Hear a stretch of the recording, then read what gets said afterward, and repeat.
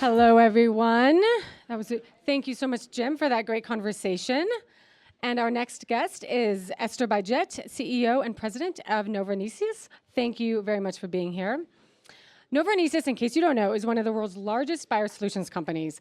You use biology to rethink so many things. I was impressed when I was doing my research. Everything from food to energy to materials. So you must have your hand in everything. So thank you, Ester, for being here. Most pleasure. Thank you for hosting us. So you've built a career on sustainability, in particular, how that and growth can go together. But right now, it often seems like sustainability is kind of being thrown out the window, including here in Davos. WEF used to feature climate change a lot, and now it shows that they're actually downplaying it to encourage President Trump to come. So how, I didn't think that would get as much laughter as it did. But Ester, how do you persevere with that type of backdrop? First, I would like us to maybe pause for a second and look at the facts and try to decouple them from the noise and the narrative. You just heard a really sharp, smart person, Ramon, talking about how he's leading his company for the long term and how he embraces sustainability as a driver. So I would suggest to capture that thought. This is not a narrative issue, the one that we're having. It is the need for bringing facts and creating courageous movement on what is really happening. The green economy today is a $5 trillion economy. Green revenues are growing twice as fast as the answers of the past. It's going to be 7 trillion by 2030. Green jobs are generated with that. And biosolutions, we are going to be not only today an enabler of those answers, but even a stronger enabler of those answers. So my ask, it is share it. Explain what is happening. We can already reduce the CO2 emissions today. 50% of the CO2 emissions we could reduce with solutions that they are cost competitive. Biosolutions, if we would implement the solutions that exist today, those enzymes, those microbes, already existing today to scale, 8% of the CO2 emissions, gone. We already have the technology. So I understand you had a goal that by 2025, you would source 100% of your company's energy from renewables. Did you meet that goal? 100%, and my team is going to hurt me now because it's not public yet, but 100% of our electricity is green.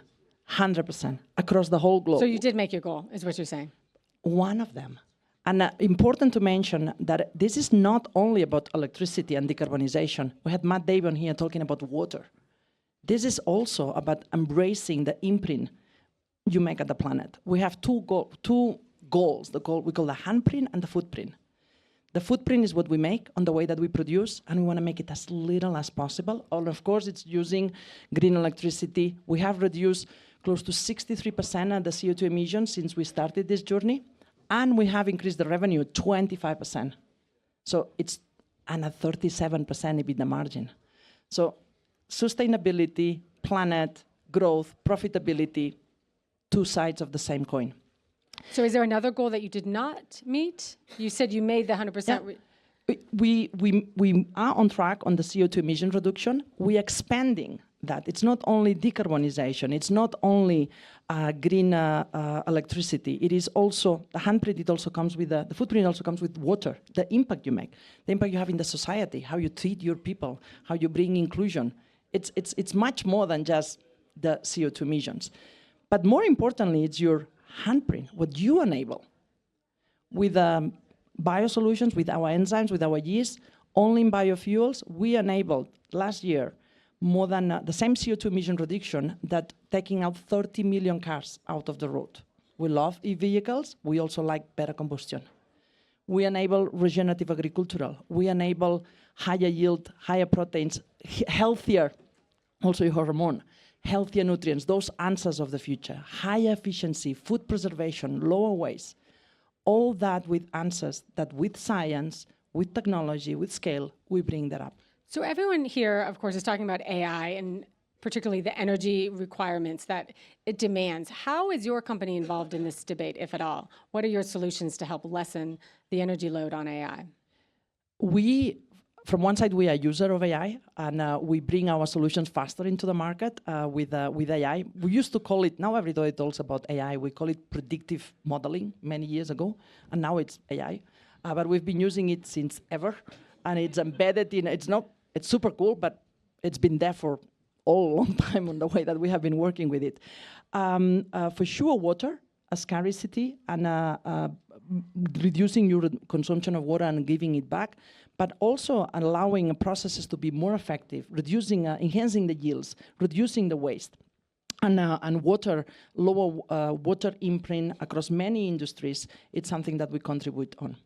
So biology depends on global supply chains and shared standards. As we were talking about in an earlier conversation, we're living in a fractured world, and I think nowhere but here is it clear. So can you talk about how are you overcoming that, and what challenges are you facing with supply chains and the overall geopolitical landscape? We are a global company. We typically, one third of our sales is in the US, one third in Europe, and then the rest is in Latin America and in Asia and Southeast Asia and India. We typically produce locally, but we also use global for growth and for resilience. Every time you open a newspaper, we live in a very special moment in a volatile world, and here we use the power of biology and fermentation that is very agnostic of the market. When you ferment an enzyme, it really doesn't care if it goes into household care, or if it goes into biofuel, or if it goes into baking. The finishing and the format is different, but the core of how you produce it, it's fermentation.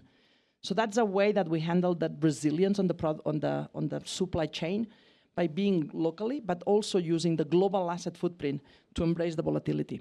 So looking at your global footprint and all of the very diverse products that your company is involved in, where are you seeing the most growth and where are you seeing declines? I don't want to sound arrogant, but we're growing everywhere. Where are you growing the least? Slow growth is basically going backwards when it comes to capitalism. So we grow massively in enabling resilience and enabling homegrown solutions shine. We're growing in bioenergy. We grow in bioenergy in US, in Brazil, in India, merging in Japan. Countries that are looking for a way of, I wish it was for the planet, for decarbonize, but we're growing to bring alternatives to decouple from fossil. You know that cheap oil from Russia maybe is not going to be there for a while. So how we can get homegrown solutions translated into biofuels and then have to import less. We're growing significantly also in food. How to not only lead to higher yield, high efficiencies, and more with less, but how to bring that nice high-protein dairy yogurts that taste good, feel good, and they don't cost more. So you're saying you're part of the protein fad? We are part of the protein, we're part of the baking, we're part of the I hear the next alcohol. fad is going to be fiber. Do Fiber, you guys make more? Yeah, well, fiber, we can ferment fiber also. So we do. You heard it here first, guys. Fiber being fermented. Well, it's a way of doing it through yeast. Actually, it's already being used in animal yeast for feeding animals as a strong fiber and protein content.